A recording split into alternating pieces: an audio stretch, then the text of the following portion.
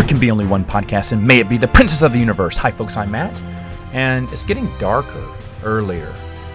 That's the only thing I love the fall because, here in Louisiana it doesn't get warm. I mean, it doesn't get cooler till about late October or early November, and even then there's no guarantee it'll get cooler in November. I have worn shorts on Thanksgiving Day, just to let you know. But the one thing that really bums me out, and I know it comes with the territory, is that I love the long summer nights. I love them. I love long summer days, I should say.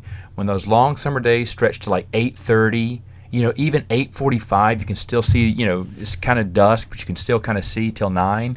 And then suddenly, and it happens around, I would say late August, that 8:30, that 8:30 goes to 8:15, then goes to 8 p.m. by September. And then mid-September, it was getting dark about 7:45, 7:30. I usually take my girls out for a walk from 7:30 to 8, and it was like broad daylight by the time we got back. Each time. Sometimes I'd have to wait till 8, just so I knew the sun would be going down a little bit. But I have to get earlier out the door, and now when I get out at 7:30, I was catching the last few rays. That was mid-September. Now it's 7 o'clock, and you're like, ugh, I hate it. I hate the short nights as the winter comes along. You feel like you missed out on a lot of your day. I remember pretty soon it's going to be really dark, about 6 or something, and it just sucks because you have about 5:30. I try to stay outside as much as I can to get as much sunshine as I can. I love being outside just like my girls do. And I mean, I do appreciate the cooler weather. It makes for fun, and I'll keep pushing them until it gets too cold. But even when it gets a little cooler, we would tuck a little blanket underneath them, and maybe November I can still push them around, but I'm sure when it gets cooler in December, that's going to stop. And I hate that because I love pushing them around, but usually in the winter I just push them up and down the hallways inside. That's not going to be as fun, though. They've kind of gotten a little bit older, and they love being outside. And I'm in a walking neighborhood where, like, everyone's out there, and everyone knows me, and they definitely know my girls, and my girls know them, so they wave at them all the time. We get stopped along the way. It's fun. And but just those shorter and shorter nights, like now I'm taking them out into pitch blackness. I mean, it's okay because, like I said, it's getting a little bit cooler, which is fine, but at the same time I just miss my daylight. I miss my daylight. I have a buddy of mine who lives in Alaska, and he is one that, he doesn't have 30 days of night like some places do in Alaska, but he is in a spot where they will have 4 hours of daylight at times in the winter, and basically the sun rises, he says, at 10 o'clock in the morning or 11 o'clock in the morning, and then it goes down at about 2. So that's 3 hours of sunlight, actually. But he said it will rise at 11 o'clock, and he showed it to me. He shot me some video of his watch. It was 10:30 in the morning, and he was waiting for the sun to rise. And you could get a little bit of lightness coming through the horizon. I was like, shut up, 10:30 in the morning, it's still dark. It looked like it was like 6 o'clock in the morning or something for him. And he said it'll rise about halfway up and then just move across the horizon and then sink back down. Oh my gosh, I'd be miserable. I'd be so miserable. I'd be intolerable to live with if I was in Alaska. But then I hear in the summer, like, it hardly goes down. Like it'll set, but it'll just set on the sunset and then go across the sunset at night. You can keep playing. Like, I think he said he was playing golf, and they started laughing because it was 4 in the morning, and it felt like 7 p.m. or 8 p.m. They knew it was late, but they didn't know it was that late. They were just having so much fun. I was like, that's crazy. But when the sun's up, it's kind of like in Vegas. Inside those hotels, they don't have windows because they don't want you to know what time of day it is, and you don't. You just feel it looks the same night and day inside, so you can just stay as long as you want. I don't know, maybe I need fake windows that show sunlight all the time. I swear I thrive in it, man. I just absolutely love it. And it's just, for me, sunlight is just so much fun. Daylight, I hate going home from work and, when I was working at my job, but I hated getting off and going to the parking lot and the sun's already going down. You're like, oh no. And back before the girls, I used to do my own little evening constitutional as quick as I could. I just told my wife, I said, real quick, I want to walk real quick while it's still light and catch some of that sunlight. But I felt like I'd wasted my day because it had gotten dark so early. It's one of the things, I mean, I think that's why they have all these special holidays like Halloween, Thanksgiving, and Christmas back to back to back, because they know how miserable it gets as you start losing daylight. Anyway, don't know what got me on top. Oh, I just took my girls back from a walk, so that's probably what got me on the subject of that. But now, folks, now that I've rambled a little bit, I kind of miss a co-host. I kind of do. I kind of miss Bruce a little bit. Haven't seen that dude in a long time. Long time. He's been busy, really busy. In fact, I think Bruce probably would have been in on more of these if he could, but he had a very busy schedule coming up, and he will be coming back probably next month. But at the same time, there's not much he could add to these Highlander books. So I'm going to talk about, this one's Zealot I want to talk about, and this is written by Donna Leto. Okay, this is the next one in the series of Highlander novels. Now again, just like the rest of these are very short, like just a couple hundred pages long. For me, that's really short, but they're easy reads. Some of them, a little better than others. And so before I get to my final thoughts on Zealot and skip to the end, let me just go ahead and tell you what this book is about. So again, folks, spoilers on all these books. Okay, spoilers on all of them. I know a lot of you've never read them, but to be honest, you'll forget them. Just take some time, buy them. They're super cheap online, super cheap. All these paperbacks are super cheap online. Buy them. Just sit around for I let them sit around for a couple months and then read through them, and you'll enjoy them. So Zealot is Duncan. It's in today's world, which is I believe this takes place in between seasons 3 and 4, as best I can tell, and Duncan is walking the streets, and he meets a Palestinian woman, Morel. She has a mysterious past. She has bodyguards. What are these bodyguards around her? And then Duncan basically befriends her. I believe it's at coffee or a restaurant or something. Kind of just goes up to her, talks to her, and later on, realizes who you are. You got bodyguards. They're not doing a very good job. If you're someone in trouble, maybe I can help you. Duncan. He's got a white knight, right? And so the Palestinian woman agrees, mysterious past, but agrees. Now, the thing is, she is, I believe, an ambassador or senator. I think she's an ambassador for Palestine, at a peace meeting or peace treaty or something. And so that's why she needs protection, because, of course, there's been death threats against her. And so Duncan's going to help her out because, to be honest, I think he kind of saves her for a little bit, and then she decides that, hey, you know what, my bodyguards didn't catch that, you need to help us. And so the bodyguards really don't like Duncan because he kind of made them look bad, but it doesn't matter because Duncan has his eyes set on that Palestinian woman, if you knew what I mean. He's the Highlander, right? He's got to have love somewhere because he's only a mortal. Come on, get out of here. Anyway, so from there you flash back to World War II, and there Duncan meets this Jewish immortal called Arwen, just very briefly. I think he steals a truck or something, and they just meet very briefly, and he drives off. He says something snarky to Duncan as he drives off, and it's basically just establishing their first meeting. Now, it does a very poor job of making it relative to the story, because at first you're like, oh, okay, that was weird. What was that all about? I kind of wish he would have met Arwen in today's world, and then maybe flash back to the first time they met. Because back then you're like, oh, okay, is he going to be relative to the story? How? They don't seem like friends. Are they going to fight? Are they enemies? What are they? But anyway, it flashes back to today's world, and this is what I love about certain Highlander books, when they bring back characters from previous seasons. And folks, you're going to have to probably Google it because you won't remember him that well, but Marcus Constantine. Now, this dude was from season 2, and pretty interesting character, and Duncan dealt with him before. He was in the Nefertiti episode, if you remember the Nefertiti episode. He's kind of like a historian, collector, and whatnot. Well, he has that museum in Paris. Maybe that'll help you out. I don't know. It doesn't matter. You can Google him and find out. But Marcus Constantine still has the museum in Paris, and he wants Paul Karras' sword, because in the episode, Paul Karras who was a Roman soldier. Actually, I think it was a slave. He was a Roman slave who was part of Spartacus's army. That's his history. And he fought with a kind of plain-looking but gladiator sword. And Duncan had to fight him. The episode was fine. It wasn't anything like super big, but it was nice.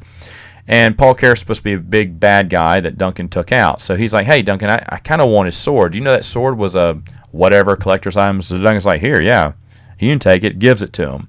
All right, so from there, it keeps flashing back. It flashes back to 73 A.D., all right, so this is way before World War II, and now we're going back to Avram, or whatever his name is, Avram, I think.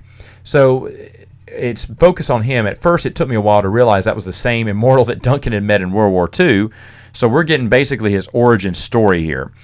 He married a Roman, and they had just been married in 73 A.D., and so the father-in-law rushes in and says, hey, the Romans they're attacking now.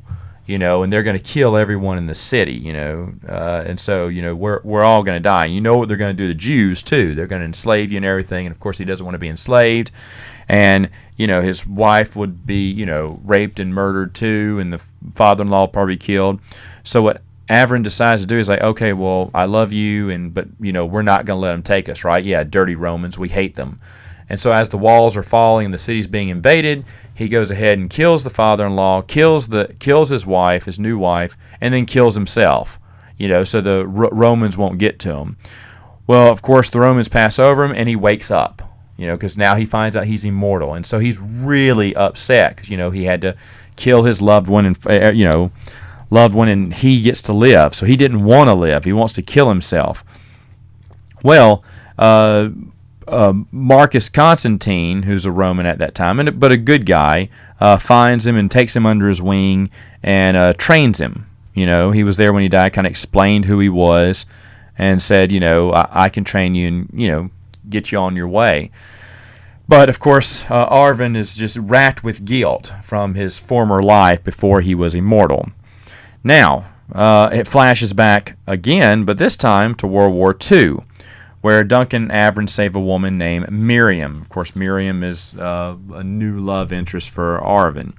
Now, I'm having to jump around here because the book kind of jumps around, and I am trying to save a few things for surprise. But it goes to the modern day, and this is probably my favorite scene in the entire book. There's a party at Constantine's. Constantine's inviting all his friends because they find out Arvin's in town, and they're like, oh, hey, Duncan, Arvin's in town, you want to get together? And like, sure. So everyone gets together. Now, Mythos comes over to the party because Constantine knows Mythos. But the thing is, Constantine and Arvin don't know he's Mythos. They know he's an immortal, but they think that he's the immortal named Adam. So they don't know his real, history. And Mythos has kept that from him. In fact, Mythos kept that from everyone. To a lot of immortals, and this is kind of cool, to a lot of immortals, he is called Adam, if anyone knows him. Because he's been around forever, and that's just the name he's chosen to go by. But Duncan knows who he is. Duncan's not blowing his cover. But they all have a good talk, a good laugh, and they share a really funny story about a Roman wife who was kind of had the hots for Mythos. Mythos does not want to talk about this. I can see this being an episode, this scene here and everything, where they're sitting around the living room drinking, a little scotch or brandy and just kind of joking back and forth. Of course, Avram knows that Duncan is seeing Morel, the Palestinian, and he's so angry about that. Do you know what her people have done to my people and stuff like that? And it's kind of harkening back to the age-long war between the Palestinians and the Israels, the Jews. And so they were basically, Avram's just enraged by this. Duncan's like, you need to chill out. She's a nice woman. We're just friends. What's wrong with peace and stuff? And so they argue, and in it, and this is a cool scene. So Donna Leto, she's obviously a fan of the series because, like I said, she brought some characters back from the show, which is always nice to see. But also, she kind of writes this story as it could fit into as an actual episode. They could have filmed this episode because Avram is real mad and he smashes a cigar out. They're all smoking cigars, but he smashes his cigar out. And as the wisp of smoke, Duncan watched the wisp of smoke, go out from the ash, it transitions back to World War II, where there's a wisp of smoke in the air. So you can kind of see what she was trying to portray, the transition from the present to the past. I don't think many people have done that. I don't think any of the previous authors have ever done anything like that, where something that happens in the present kind of kicks off the flashback. But that's just like the TV show, and I absolutely loved it.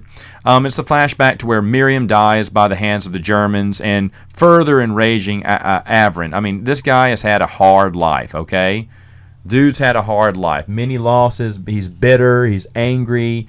His people have been oppressed and killed. And so, obviously irate. Now, he leaves in a rage. Constantine can't calm him down. Constantine wants to calm him down because that's his old friend, his old mentor. But, Duncan just won't see to eye. Duncan's sleeping with the enemy as far as he's concerned. And speaking of sleeping with the enemy, Duncan is, because Morel kind of skips away from her bodyguards and goes to see Duncan on the boat. And, of course, Duncan comes out all, I think he's naked. And the bodyguards know exactly where Morel is gone, and they are pissed. And so they go to the boat, and, kind of the lead guy just kind of talks to him like, we don't like you, we don't want you around, or you're dangerous for her. Duncan, I think, gets something to cover up for a while. But Duncan's all cool, like, what's up, guys? I'll tell you what's up. No, I'm kidding. He doesn't say anything like that. That'd be hilarious. But then Duncan fires back and goes, hey, did you know this about, I know where an attack may be or something. And kind of just one-ups the bodyguards again, but Duncan's not making any friends. Morel, basically, they try to shame her and say, how could you do this? You're putting yourself in danger. And she snaps back and says, hey, Duncan's doing great. He protected me when you guys couldn't. I feel safe with him. We're going to be fine. So, as she makes her way into the building or whatever, well, later on, I should just say later on, Avron's going to kill off some of the guards of the Palestinian embassy, okay? And that, now he's out for blood. He doesn't like Morel for whatever reason. She stands for people who have been violent to his people, and whether we see that's true or not, he's just, out to get them all. Well, Constantine, is kind of upset, wants to talk to him. So Avron at this point is just off the hinges, and he attacks Constantine and kills Constantine. Now, I've talked about this before, but whenever you see the death of a previous character that was established in the TV show, I kind of like that. It's kind of bold and kind of daring. If you recall, these were written, when the series was still going on, so it's obvious some of these characters weren't going to come back, and I'm sure they may have even asked, hey, are you bringing Constantine back? No, we're not going to bring him back. Okay, so I'll go ahead and kill him off. But hardcore Highlander fans who are watching the TV show probably remember all these characters, and they're like, oh no, Constantine died. And, it's kind of a given that someone from a TV show, if they didn't die in the TV show, you don't kill them off in a book. But if you do, that's going to be a big deal. And so I like when they make those bold decisions, and that's what she did here. She made a bold decision, took a character in, gave them a little bit more personality. I do like the time where they're just sitting around and reminiscing of old days and having cigars and brandy and stuff. That's kind of cool. So you do feel for Constantine after he's dead and everything. But basically, Arvin's crossed the line, right? And Mythos goes up to him and questions if Duncan should kill Avram after all this. He's like, you know what? He went after Constantine. He's kind of off his hinges. But then Mythos is like, but Duncan, this war between the Palestinians and the Jews have been going on for years. It's just over some rocks and sand and dirt. It's so ridiculous, And Mythos gives us a little speech, probably Donna Leto, right, the author, kind of speaking through Mythos about how stupid war is. And but Duncan's considering it because Avron's his friend, and Duncan, he wants to help his friends out. He wants to pull his friends from the darkness. Yeah, he's kind of crossed the line when one of his friends kills another friend, that guy ceases to be a friend, right? So Duncan has to go after him. When Duncan's deciding this, well, then a bomb goes off in the embassy with Duncan there, and basically kills Duncan too. I mean, the bomb kills him, blows him kind of up. I think Morel, I cannot remember, and I didn't write it down here. I think she realizes later on because he's killed, but then she kind of sees him come back to come back to life, I guess, and get healed, and she doesn't know what's going on. He has to explain it to her and make her keep it a secret. I think all the other bodyguards are dead, I believe. I don't know. Maybe he killed her. Like I said, I just kind of wish, it's kind of weird. I don't remember how that book ended there, but whatever it was, that was the final straw. Because Duncan's like, okay, this guy's off his hinges. He's going to kill anyone and everyone. I got to stop him. So, of course, Duncan confronts Avram, and you know who wins, right? It's no big secret. These stories have to end like this. Everything follows the same plot, just like every episode did. You know, Duncan meets old friend not so good. Duncan kills old friend. Or Duncan sees old enemy never was good, Duncan kills enemy. That's basically what these stories were, okay? For the most part. The times they deviated from it was just brilliance. But they had the same formula. Donna Leto does this. Obviously, she's a fan of the series. She wrote something like an episode of Highlander. This would have been a decent episode of Highlander. Not the best, but a decent one that you would have enjoyed. You wouldn't have been bored with it. And the book's the same way. Like I said, it's a decent episode. It plays, and plus, the way she does her pictures, how she transitions a few times. I really like the cigar smoke. I don't recall if there were other ones. There may have been. But I just remember thinking, wow, I can see that in my head. So regardless, she does paint a good picture in your head of what you're going to be seeing there. So it's really good. Like I said, I think I've said this before, but I think all of these authors, by the way, they're all female, but I also think that they were also fans, or most of them, not all of them. Some of them obviously didn't know what they were writing, or if they did watch Highlander, shame on them because they didn't write anything closely related to that series. But Donna Leto was someone who obviously was a fan of the series, and she wanted to write her own little episode. And bravo to her. She did a great job. The cover looks really good. I don't recall what episode that is from Highlander. Duncan's kind of in a flight jacket with an airplane behind him. I know the cover was catching. I told you before when I saw Measure of a Man or The Path, I was like, ooh, this doesn't look very good, and it wasn't. But when you look at Zealot, you're like, oh, I'm kind of hopeful for this. And it's good. It's basically kind of middle of the road. It's definitely not in the worst. It's definitely not in the worst, but it's definitely not the best either. Like I said, a decent one. And if you like the Highlander series and you like adventures like that, then yeah, you should totally check it out. Going back, I know I've been talking about these books, and I think I talked about the series a little bit here, but you really should watch this TV series. If you haven't watched the TV series before, do you have to watch the movie? Maybe the first one. You can skip the second one, and, you know, I kind of like the third one. But the TV show for itself, in fact, I'll be honest, rereading these books kind of got me wanting to. Now, I just rewatched these not too terribly long ago, so I may give it a few more years before I give it a watch again.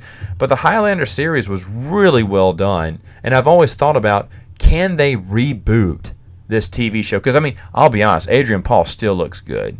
I mean, like years later, and he still looks pretty young. You know, they cast middle age, and he's kind of kept his good looks. But, I mean, obviously it couldn't be starring him, but could you do this again? Could you do a different Duncan MacLeod, or would you have another ancestor, you know, carry the torch? I don't know. But it's kind of wild how we're in a world where franchises are getting picked up left and right. People are just begging for any franchise, you know. I mean, heck, Bill and Ted get a revival, but Highlander just kind of sits there and nothing happens to it. Even though it was a huge franchise and the TV series, for the most part, was a big hit. I don't think the spinoff did it any good. And now all those characters are kind of too old, because it's sad. Like I said, a Mythos spinoff would have been just fantastic, and Joe the Watcher is just unbelievable character. I guess you could still have Joe because he's aged, he's mortal, but you kind of want Duncan in there too. Maybe you don't call it the Highlander, maybe you call it something else. I don't know. The Scotsman. No, I don't know. But you know what I mean. Just maybe you call it something else and have it follow a different immortal. I don't know, but it's kind of sad that you don't see anything else of this series. You know, and it's kind of sad that this is all of the expanded universe, so to speak, that it got. Because, like, the movie novel is really good. I don't really care they didn't make a novel of the other two movies. Well, I kind of wish they would have made one for 3. I mean, if they would have made one for 2, it better would have made sense. It never would have made sense. There's no way you can make sense of 2. It's an alternate storyline. But 3, they probably could have made a novel of 3, and I would have been interested. Heck, I would have been. I'm not going to lie. I would have been interested to see what Highlander 3 would have done. I think they could have explained some things better. I think the first movie was the only one that got a novelization, and that's sad because there was a time, and I don't know how common it is now, but back in the day, every movie was getting its own book, and then they kind of eased off on that because I guess people don't want to read the novelization of the movie. Why read it when you can watch it? But the novelization did add a lot of nice things. And for the Highlander TV show series, even though it went 6 seasons and then had a spin-off season, the books, which were decent, they came up for a short time, man, they died off immediately after the season got canceled. I mean, there was nothing after that. I mean, there was An Evening at Joe's, which came out way later, and I'll review that book too. And chronologically speaking, that book is kind of all over the place, So I'm not doing that one in chronological order. Probably doing these in publication. I am technically doing these in publication order, but that's because in publication order, that's usually at the times they came out. Okay, and some of the Evening at Joe's came out in that same timeline, but that's a doozy of one. It has 1 billion short stories written by the staff and crew and actors from Highlander. And that's something that they it's a different publisher too, and I can't remember. It's a different book feel. All these Highlander TV show books look the same in a way. They have the same cover, with the picture from the series. They have the Highlander, and it's in blue or red or yellow or green, and the background is, and then it has whatever the title is, and a black label underneath the word Highlander. And it's nice. I like the uniformity. You definitely can tell they look nice as a collection on my bookshelf. I just cleared off some room on my bookshelf so I could squeeze them all in. By the way, putting them all in together, and this is the trade paperback comic books, takes about half of a regular bookshelf. It doesn't take up that much room. I think I just had to clear off about half. And since I'm not getting any new books, I had to get rid of half of the books. But that was kind of easy. I had some books I wanted to get rid of. I still have a few I could dump off somewhere. I just don't really want them. But so I could make a little bit more room. But for the Highlander books, they easily fit on my shelf. It was kind of bothering me because beforehand, actually, when I started these reviews, I had them kind of stuffed at the top, on top of other books, on different bookshelves, on different levels, and they kind of bothered me. They weren't together. Yes, I like all my books together, and I like my books in chronological order, dadgummit. You can tell that. I think I've told this story before, but as my Star Wars books, when I got that Essentials Reader's Guide for Christmas, it was like one of the best Christmas presents ever. And I went home because he had one thing I didn't realize, he had all the magazines in chronological order. And I remember I went back and just tore down every book from my shelf and just reopened that Reader's Companion and started putting everything as best I knew how in chronological order, like, all these short stories together. And I was just so enthralled by this. And I remember I spent like a whole evening or maybe a whole Saturday, I can't remember doing it, just it was quite some time. I remember my wife came in and just kind of looked around because the room was a mess. I had books everywhere stacked in different areas, and I'm reading the book. I'm looking like a crazy man. I'm going, it all fits. It all connects. Look. This goes here. This magazine goes with this. Oh, wow. This is just good. And she's like, okay, nerd. It was a really nerdy moment, but I always loved doing that. So that my Highlander books were out of order really bothered me there, and I had to get them back in order. And I'll be honest, it felt really good when I put them on that bookshelf. I was like, ah. But I'll be honest, the TV series novels, they really look good on the bookshelf. They do. They really look good. And they're easy reads. I'm still recommending them all probably together as a set, even though I've already talked about some that I absolutely hated. This is not one that I did not hate at all. And like I said, it's middle of the road, and there are better ones. And I thank goodness I get to talk about some of those later on. But overall, Zealot, pretty good. Check it out. Check out all these. Like I said, super cheap. You can probably even buy them as a lot on eBay. I didn't check because they were so cheap individual, but I'm sure someone's selling a lot of these, like 4, 5, 6 of them, and that's the way to get them. Just buy a big lot of them for super cheap because you'll save on shipping, and then get the other ones. Not a single one of these were very expensive. I think I said this in a review last month or when I first started these, but either way, super cheap. So if you're a Highlander fan, it's not like it's going to break your wallet getting these. All right, I'm done rambling. Folks, we will see you next time on more Princes of the Universe.